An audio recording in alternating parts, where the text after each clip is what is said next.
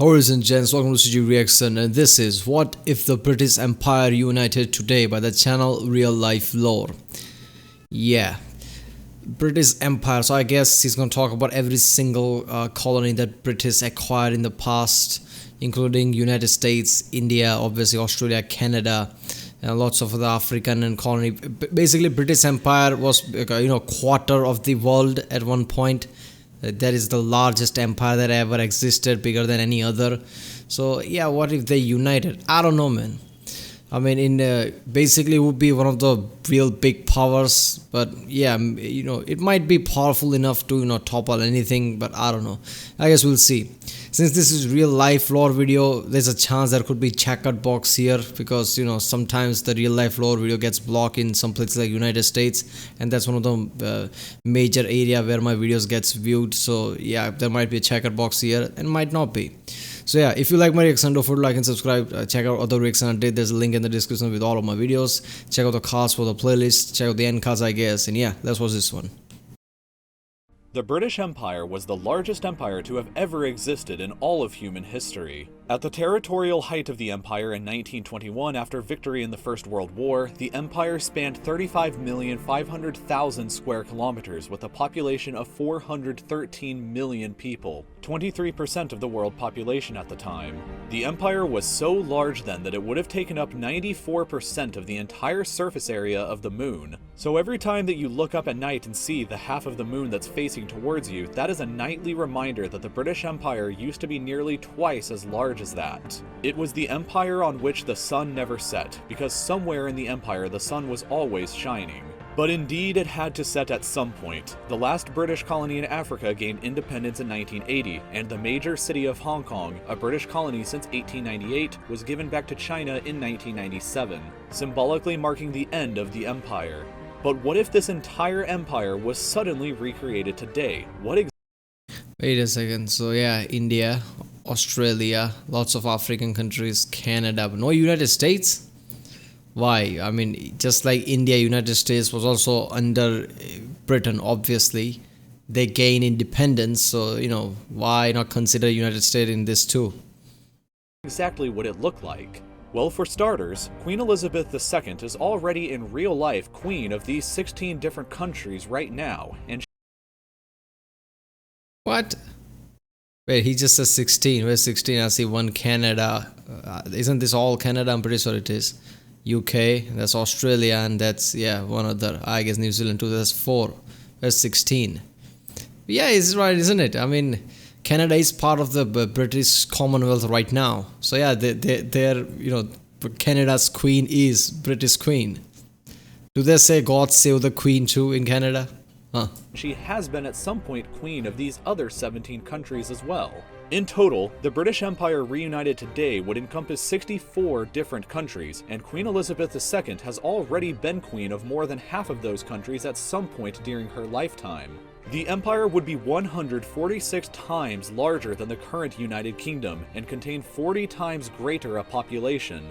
1/4 of the planet's land area would belong to the empire, and with an enormous population of 2.634 billion people, that would mean that around 37% of everybody on Earth would be a citizen of the empire. A far greater percentage of the world population than in 1921 with the same territory. With all of this land and people, that's not really fair, is it? I mean, places like India and around it, population just grows ridiculously nowadays. So obviously the number is going to be high. India alone basically, has the major numbers in that all population range of this all British colonies. The British Empire would have a GDP of 13.078 trillion US dollars, which would put it far behind the United States and place the empire with the second largest economy. Oh, what the fuck? So let me get this straight. Quarter of the world with this gigantic empire, this many countries, half of Africa, entire India, and around places like Pakistan, Bangladesh, Australia, Canada, obviously Britain themselves.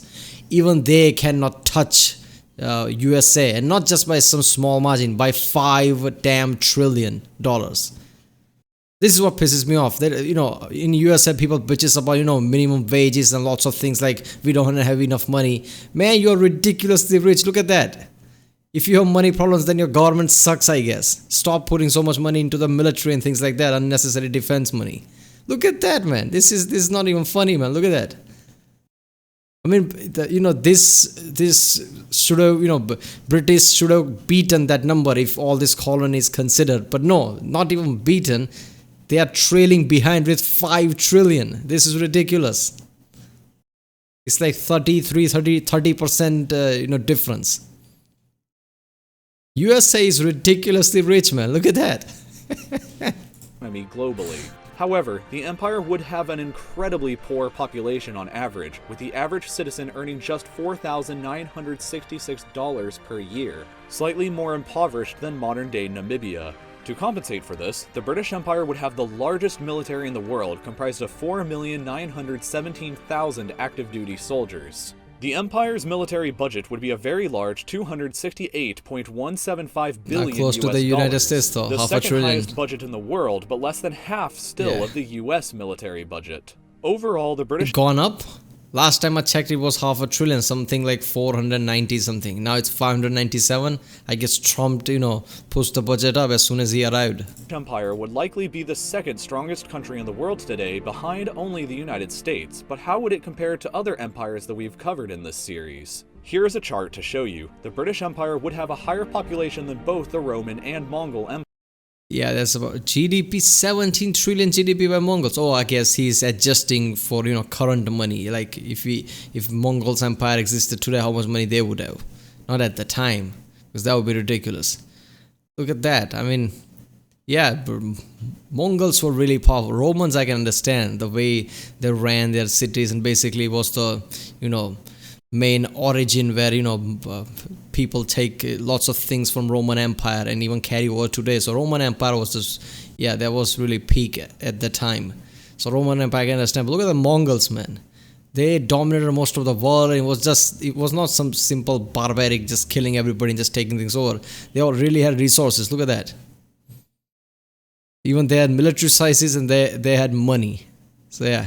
Empires, but have a smaller economy than both, a poorer population than both, and the Mongol military would be significantly larger. The biggest city in the British Empire would be Karachi in Pakistan, and with the exception of Lagos in Nigeria, the top 5 biggest cities would all be located on the Indian subcontinent. In fact, 9 out of the top 10 biggest cities would all be located in either Asia or Africa. How is he saying biggest city, as in population wise or overall city size wise? Or, would be both, because Karachi, isn't London bigger than all of them, just land and size of the city wise, or it's not? I'm pretty sure it's going with, population wise, I don't know.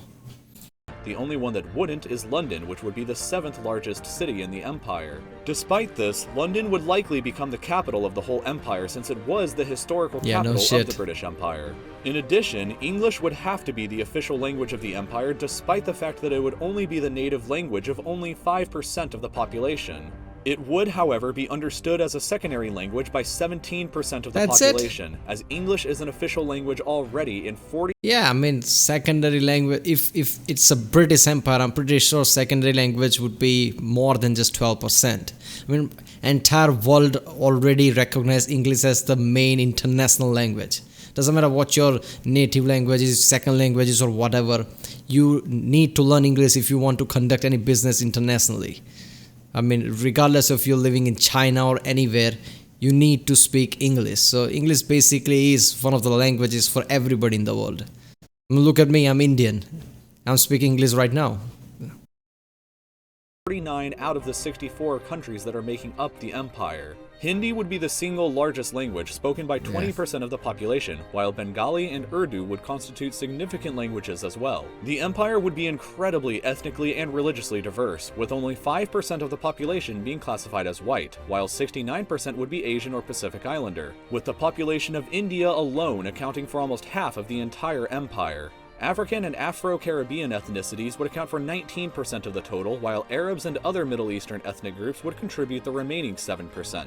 The United Kingdom itself would only contribute 2.4% of the entire empire's population. And finally, the religious diversity of the empire would be just as great, if not even greater, with Hinduism representing the largest single faith at 40% of the total population, Islam at 33%, divided between 32% Sunni and 1% Shia, Christianity at 19%, split between 12.6% Protestants, 6% Catholics, and 0.4% Orthodox. Meanwhile, Buddhism would represent 3%, Sikhs at 0.8%, Jews at 0.2%, other religions at 2%, and atheists or non-believers would account for the final 2% of the population. That is surprising. Interestingly, if you also What, Canada, Australia, Britain combined only have 2% atheists? Damn. added the original 13 American colonies from the United States back into the empire, that would single-handedly raise the GDP of the empire up by over $6 trillion, equal to 47% of the entire empire's GDP before adding the colonies. If this happened, the 13 colonies would undoubtedly become the most valuable possession of the British Empire. The only question is, would the United States allow this to happen?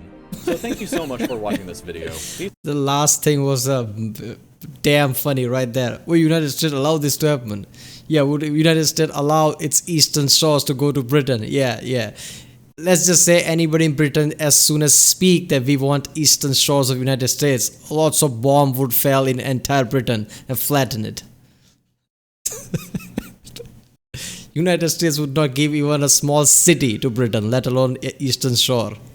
So yeah, this is, I mean, most of the population comes from India and places around like Pakistan, Bangladesh, India combined. That's 1.7 billion right there. Because I know Canada only has 30 or 40 million population. I was surprised when I learned it just a few weeks ago. Australia also has 20, 30 million. You know, Britain has good enough. I mean, not that high, but good enough. So yeah, most of the population would come around India. And so lots of other major portion would be from Africa and other places then. So yeah. What if the British Empire reunited today? Well, it still wouldn't beat the United States. That's scary. It's scary how powerful United States is.